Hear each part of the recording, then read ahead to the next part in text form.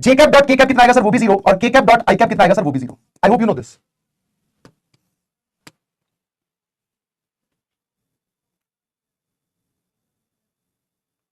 ठीक है ना, ये बात क्लियर? क्योंकि सर इन दोनों वेक्टर्स का मैग्नीट्यूड तो 1 है, दोनों के बीच में एंगल 90 डिग्री, cos 90 डिग्री कितना हो जाएगा सर, 0 हो जाएगा। I hope you know this. चलिए जी आगे बढ़े,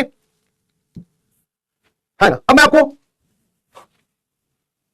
ठीक है आ जाइए, अबे बदमाशी कुछ नहीं है भाई, आ जाओ।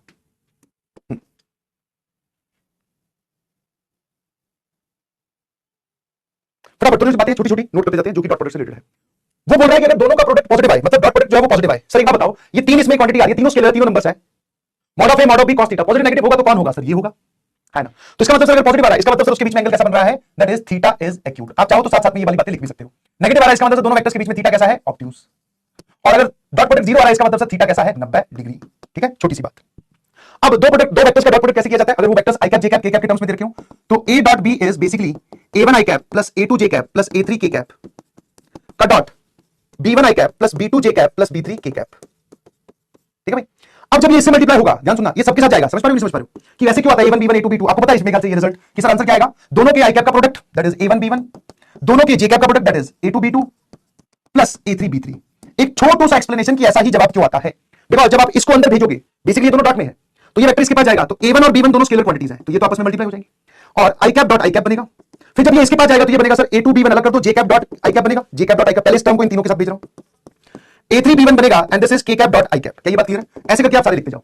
अब sir I cap dot J cap ये 0 हो गया, k cap dot I cap ये 0 हो गया, तो यहां से क्या बचा सर, a1 b1 और आई कैप डॉट आई कैप क्या हो जाएगा, 1। क्यों? एक वेक्टर जिसका मैग्नीट्यूड 1 है उसका उसी का डॉट लोगे तो दोनों की डायरेक्शन तो सेम होगी, पैरेलल वेक्टर्स के बीच में एंगल क्या हो गया सर, 0। अरे भाई ये भी आई कैप और ये भी आई कैप, तो 1 1 cos 0 दैट इज आल्सो 1, तो दोनों का डॉट क्या आएगा, दैट इज 1। तो सिर्फ यही टर्म बच गई a1 b1, a2 b1 a3 b1 वो कैंसिल होगी, 0 होगी। और सिमिलरली जब इसको इसका जे कैप को अंदर भेजोगे तो a2 b2 वाली टर्म जिंदा बचेगी, बाकी दोनों टर्म 0 हो जाएंगी। और सिमिलरली जब अंदर आएगा k कैप के साथ डॉट लेने तो a3 b3 बचेगा, बाकी सारी टर्म जो है वो 0 हो जाएगी। बहुत ही बेसिक सा point, I hope you know this. ठीक है, नहीं पता है तो भी मैं डिटेल में बताऊंगा एक चीज एक्सप्लेन करते हुए।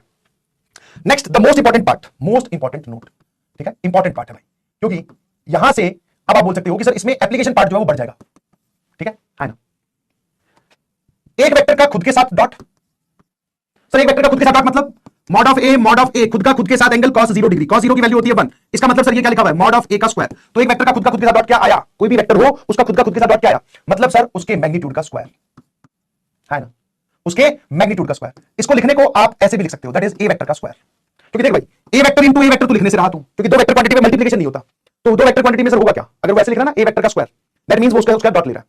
और डॉट लेने का मतलब क्या समझ में आया सर, डॉट लेने का मतलब हमें ये समझना है उसके मैग्नीट्यूड का स्क्वायर, है ना। और ये बात पे इतना स्ट्रेस इसलिए कर रहा हूं, इस बात पे इतना स्ट्रेस इसलिए कर रहा हूं क्योंकि ये मैग्नीट्यूड हटाने के काम आता है ना। तो हमारे पास में मैग्नीट्यूड रिमूवल फार्मूला तैयार हो गया। मैग्नीट्यूड, आपने एक्ने रिमूवल क्रीम देखी होगी, मैग्नीट्यूड रिमूवल फार्मूला कभी देखो है, आज देखो कि आज के बाद अगर कभी भी आपको कभी भी किसी वेक्टर क्वांटिटी का मैग्नीट्यूड दिखाई दे, हो सकता है भैया वहां पे स्क्वायर ना लगाए तो आप अपनी तरफ से स्क्वायर कर दो कि स्क्वायरिंग बोथ साइड।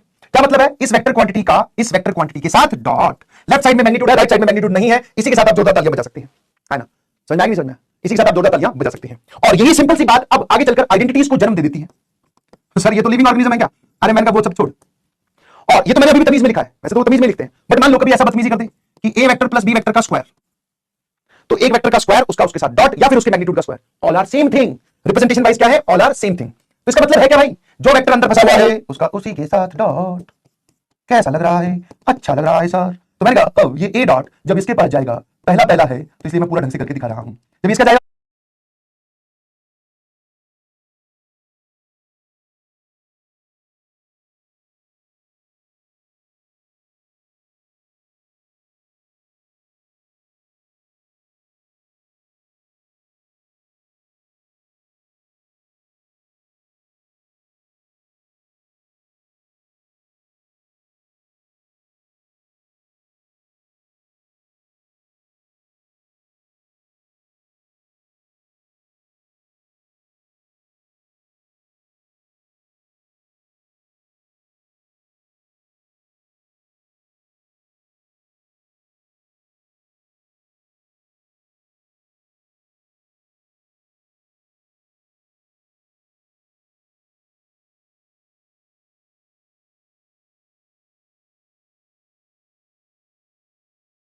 तो A dot A B dot A, फिर ये तो बी इसके साथ जाएगा डॉट के साथ, A dot B dot B. देख ध्यान से, ओ ओ सामने देख, हाँ सर ये क्या लिखा है, मैग्नीट्यूड ऑफ ए वेक्टर का स्क्वायर, ये क्या लिखा हुआ है sir, magnitude of B vector का स्क्वायर। चाहे ए डॉट बी करो चाहे बी डॉट ए करो, दोनों सेम होते हैं, तो यहां पर क्या आ जाएगा 2 ए डॉट बी, है ना। तो ये जो मैग्नीट्यूड वाली स्क्वायर वाली जो आइडेंटिटीज होती है, ये मतलब जो नॉर्मल आइडेंटिटीज आप पढ़ते हो उसी की तरह काम करती हैं। मैंने अगर a प्लस बी नंबर्स का ऐसे स्क्वायर लिखता था, आज से पहले क्या लिखता था, a square plus B square plus 2ab, है ना। अब अगर मान लो यहां पर वेक्टर आ जाए, वेक्टर वेक्टर वेक्टर, तो अभी भी ऐसे लिख दे, a वेक्टर का स्क्वायर बी वेक्टर का स्क्वायर प्लस 2। अब a वेक्टर बी वेक्टर दोनों अगल बगल में बैठे हैं और बीच में कुछ ना हो, तो ये तो नॉट डिफाइंड हो जाएगा भाई, इनके बीच में हमेशा कुछ ना कुछ चलता रहता है, और ये क्या आएगा, डॉट, क्या आएगा, डॉट। अब आपको ये पता होना चाहिए सर, ये क्या लिखा हुआ है, a वेक्टर का स्क्वायर मतलब उसके मैग्नीट्यूड का स्क्वायर, और ये क्या लिखा हुआ है सर, ये भी उसके मैग्नीट्यूड का स्क्वायर, और ये क्या है सर, 2a डॉट बी। और इसके बेसिस पे आप कोई भी रिजल्ट लिख सकते हो कि मान लो मैं आपसे पूछूं कि 2a माइनस 3b का स्क्वायर क्या होता था बचपन में जब आप अलजेब्रा आइडेंटिटी पढ़ते थे, तो इसका square is 4a square plus 9b square minus 6 into 2 12ab। अब मैंने कहा यही सेम चीज अगर मान लो मैं यहां लिखता हूं,